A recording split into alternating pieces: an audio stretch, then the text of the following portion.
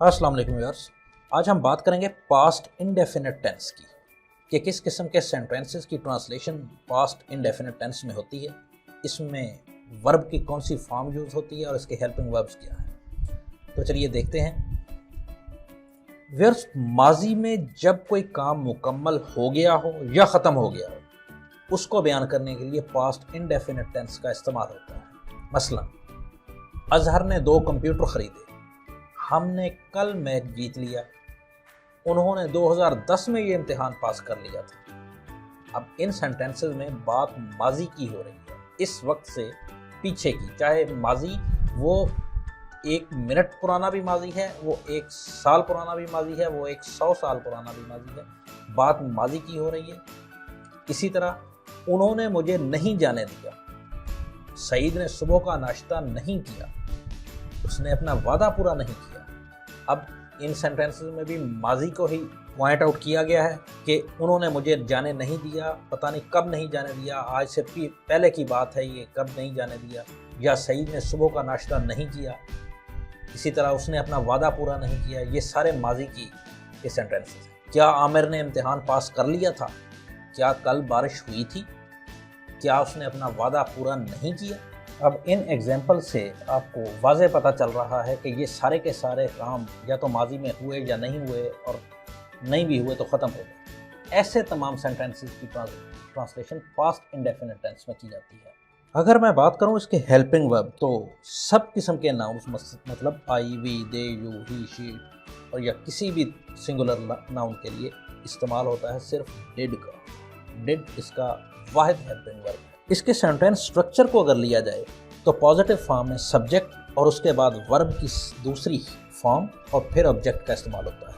अजहर ने 2 कंप्यूटर खरीदे, Azhar bot 2 computers, subject उसके बाद वर्ब की दूसरी फॉर्म बॉट 2 कंप्यूटर्स। इसी तरह हमने कल मैच जीत लिया, we won the match yesterday, उन्होंने 2010 में ये इम्तिहान पास कर लिया था, दे passed this examination in 2010, वो मेरा नाम भूल गई, she forgot my name, Ali ने 6 साल कबल पढ़ाना शुरू किया, Ali started teaching 6 years ago। अब इन सेंटेंसेस में सारे काम माजी में किसी वक्त हुए और इनको ट्रांसलेट किया गया है पास्ट इंडेफिनिट टेंस में। माजी क्योंकि इसमें लामहदूद है, डेफिनेट नहीं है, गैर मुय्यना मुद्दत है, इसीलिए इसको पास्ट इंडेफिनिट टेंस कहा जाता है। और इसकी ट्रांसलेशन पॉजिटिव फॉर्म में सब्जेक्ट के बाद वर्ब की सेकंड फॉर्म और फिर ऑब्जेक्ट का इस्तेमाल होता है। इन सेंटेंसेस में आप देख सकते हैं कि पहले सब्जेक्ट, उसके बाद वर्ब की सेकंड फॉर्म और फिर ऑब्जेक्ट अगर है तो वो आ जाए। इसी तरह अगर नेगेटिव फॉर्म की बात की जाए तो सब्जेक्ट के बाद हेल्पिंग वर्ब डिड नॉट का इजाफा होता है और वर्ब की पहली फॉर्म का इस्तेमाल होता है और उसके बाद ऑब्जेक्ट आ जाता है।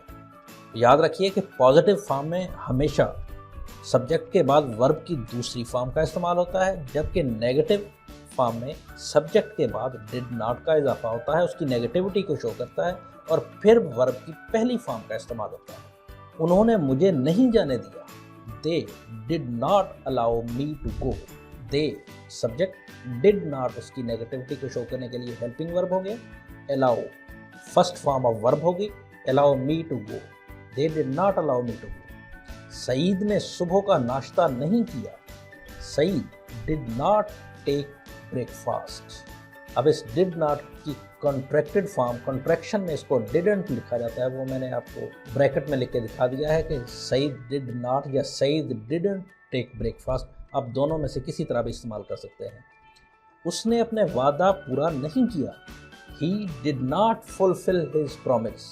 आज बारिश नहीं हुई, it did not rain today, it didn't rain today। Same is the case with शेर ने उसका पीछा नहीं किया, lion didn't chase him। देखें, इनमें सब्जेक्ट के बाद हेल्पिंग वर्ब didn't आ गया या did not आ गया, और उसके बाद वर्ब की पहली फॉर्म आ गई और उसके बाद ऑब्जेक्ट आ जाता है। नेगेटिव फॉर्म की तरह इंटेरोगेटिव फॉर्म, इसमें भी वर्ब की पहली फॉर्म ही इस्तेमाल होती है, लेकिन जो हेल्पिंग वर्ब है डिड, वो शुरू में आ जाता है, मतलब सब्जेक्ट से पहले आ जाता है। डिड से सेंटेंस स्टार्ट होता है और उसके बाद सब्जेक्ट और फिर वर्ब की पहली फॉर्म और फिर ऑब्जेक्ट होता है। क्या आमिर ने इम्तिहान पास कर लिया था? Did Aamir pass the examination? देखें, डिड हेल्पिंग वर्ब है, اس کے بعد سبجیکٹ ہے ڈیڈ عامر پاس، اس کے بعد ورب کی فرسٹ فارم ہے did Aamir pass the examination. کیا کل بارش ہوئی تھی؟ Did it rain yesterday? کیا اس نے اپنا وعدہ پورا نہیں کیا؟ Did he not fulfil his promise? یہ انٹیروگیٹو بھی اور اس کے ساتھ نیگیٹو بھی. Did he not fulfil his promise? کیا اس نے کار چلائی تھی؟ Did he drive the car? کیا تم دفتر آئے تھے؟ Did you come to the office? ان سارے سینٹینسز میں اسٹرکچر آپ کو اچھی طرح میرا خیال سمجھ آ جانا چاہیے کہ ڈیڈ کا استعمال پہلے ہیلپنگ ورب کے طور پہ، اس کے بعد سبجیکٹ، اور پھر ورب کی پہلی فارم اور پھر آبجیکٹ کا استعمال ہوتا ہے. اور جیسا کہ میں نے آپ کو بتایا کہ ماضی کے کسی غیر معینہ وقت میں، کسی غیر معینہ مدت میں جو کام مکمل ہو گئے ہیں یا ختم ہو گئے ہیں، ان کی ٹرانسلیشن کے لیے یہ ٹینس مطلب پاسٹ انڈیفینٹ ٹینس استعمال ہوتا ہے. دوستو میرا خیال ہے کہ اب آپ اپنی انگلش میں پاسٹ انڈیفینٹ ٹینس کا استعمال اچھے طریقے سے کر سکیں گے. Thank you very much. اللہ حافظ.